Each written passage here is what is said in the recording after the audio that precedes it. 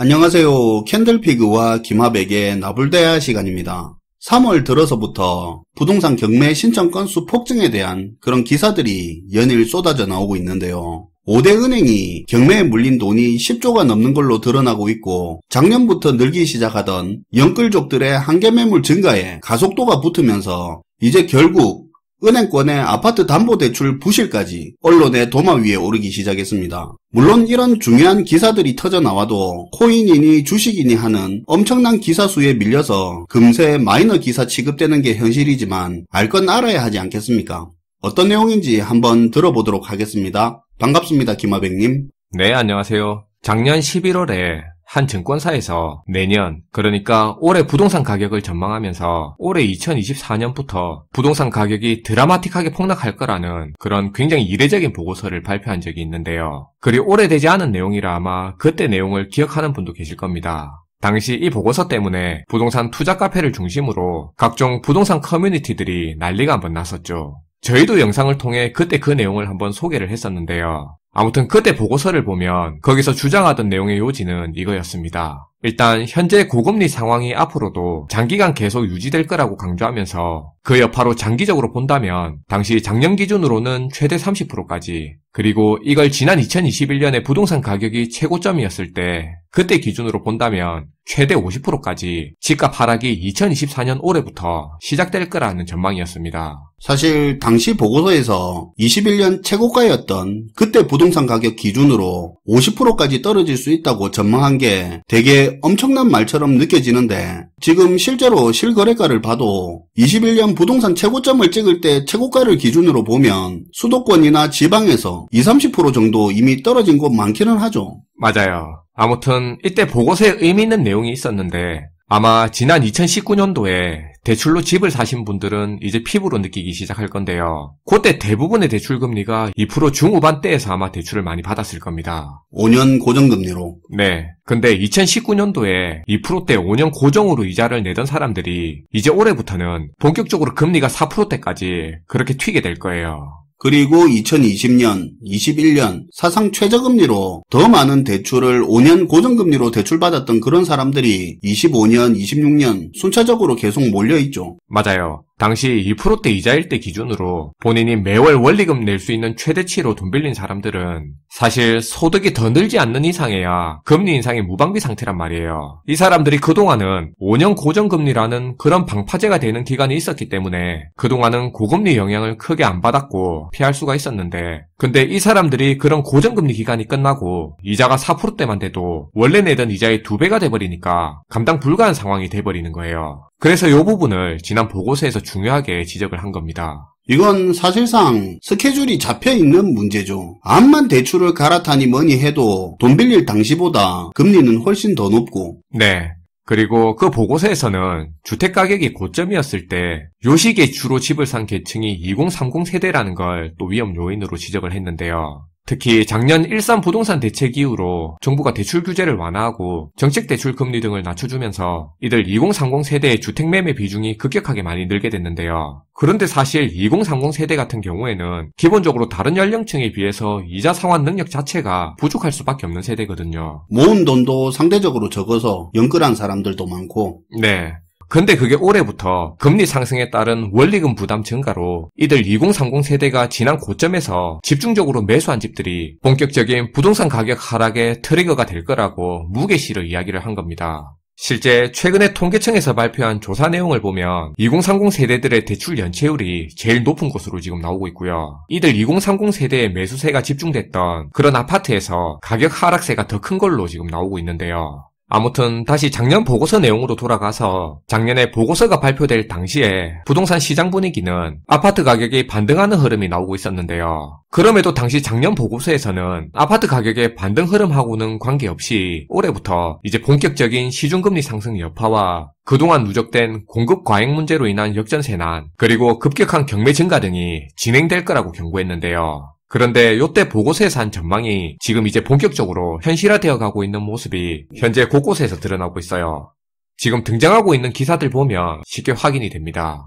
특히 금리 상승의 여파는 얼마 전 통계청이 발표한 조사 내용만 보더라도 금방 확인할 수 있는데요. 지난 2023년에 1인 이상 가구에서 쓴 월 평균 이자 비용이 재작년 2022년과 비교해 1년 새에만 31.7%나 급등했다고 이번에 확인이 됐습니다. 그러니까 한 가구에서 재작년에 월 이자 100만 원 나가던 게 작년엔 130만 원 나갔다 이 말이죠. 네. 이렇게 우리 가구에서 쓴 이자 비용이 급격하게 증가한 이유는 앞선 작년 보고서에서도 전망한 것처럼 가계부채 원금 자체가 늘었고 고금리 장기화 상황이 맞물리게 된 결과라고 하는데요. 참고로 이번에 나온 이 수치가 지금 얼마나 심각한 거냐면 통계청에서 2006년부터 이 1인 이상 가구에 대해서 가계 동향 조사라는 걸 시행했는데요. 그 이래로 여태까지 나온 것 중에 이번이 가장 높은 증가폭을 보인 겁니다. 그리고 여기서 더 심각한 포인트는 같은 기간 동안에 우리 가구에서 쓴 소비지출 증가폭하고 비교해서 보더라도 이번 이자 비용 증가가 5배 이상으로 더 높은 수치라고 해요.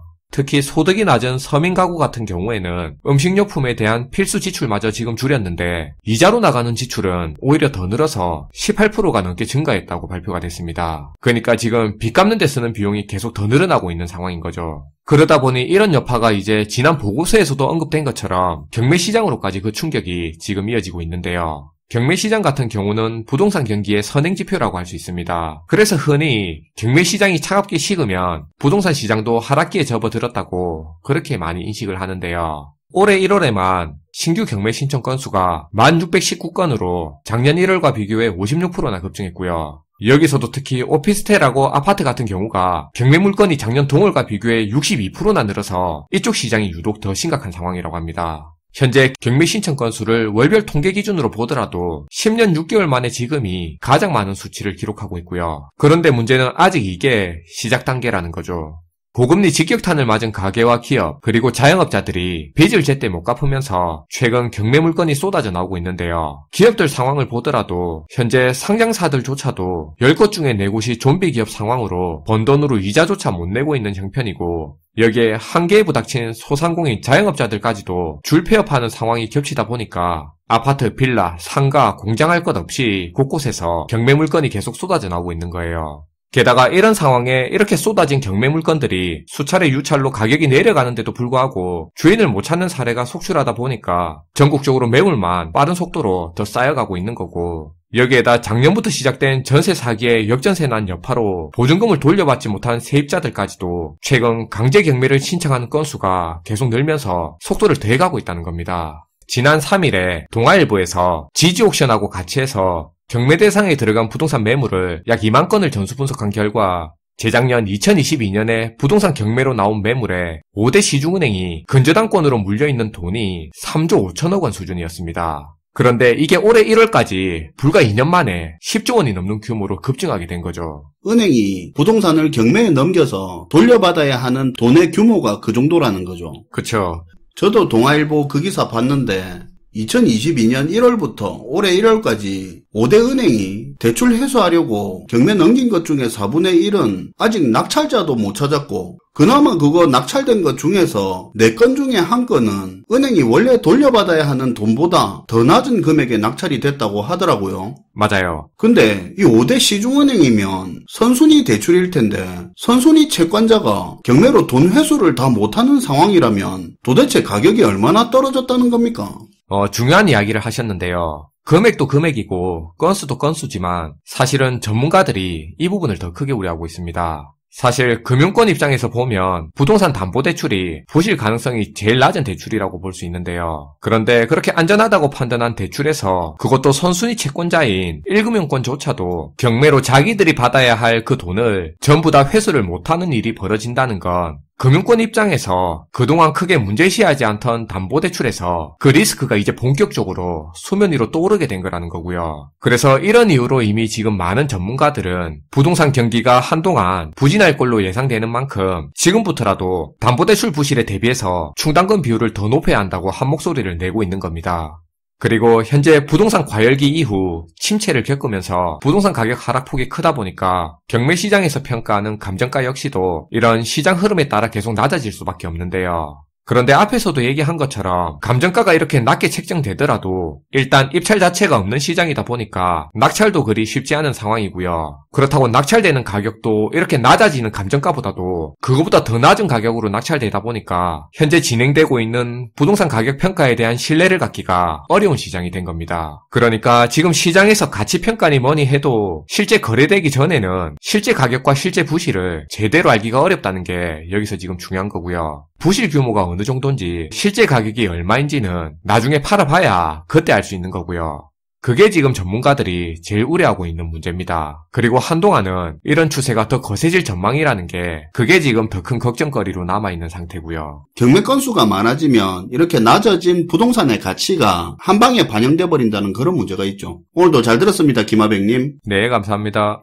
지금 주식 코인에 빠져서 정말 다른 거 아무것도 듣지 않으려는 분 너무 많아진 것 같은데요. 현재 많은 경제기사에서 사상 유례 없는 통계 이래 처음, IMF 위기나 글로벌 금융위기 이후 처음 같은 이런 수식어가 달리면서 우리가 겪어본 적도 없는 처음 보는 상황이나 경제 위기 때나 등장하던 그런 경제 상황이 기업, 가계, 무역, 금융 등 다방면으로 눈앞에 펼쳐지고 있는데도 그래서 뭐 어쩌라고, 주식 잘 가고 내 주변에 자기 사고 싶은 거 다 사고 해외여행만 잘 가더라 그런 이야기 하고 있는데요. 또 어떤 분들은 저희가 기관들 조사 자료, 공식 통계, 그와 관련된 기사 내용을 그대로 소개하는 것조차 최소한 한번 기사 검색이라도 해보면 아는 사실을 가지고 그것조차 허위 사실이라는 그런 소리를 하는 사람까지 있는데요. 정확한 워딩은 기억이 안 나지만 예전에 어떤 경제 전문가 한 분이 지금 경제 상황을 두고 이런 말 하던 게 기억나는 것 같습니다. 지금 저 멀리서 거대한 쓰나미가 몰려오고 있는 게 뻔히 보이는데 우리는 해변에서 이게 조개가 맞니 소라가 맞니 서로 싸우고 있다고 했는데 참 지금 상황을 잘 표현한 것 같습니다. 경제적 자유니 하면서 어떻게 부자가 될까가 아니라 지금은 어떻게 살아남을 것인가에 초점을 맞출 시기인 것 같습니다. 시청해주셔서 감사하고요. 지금까지 나불대야 시간이었습니다.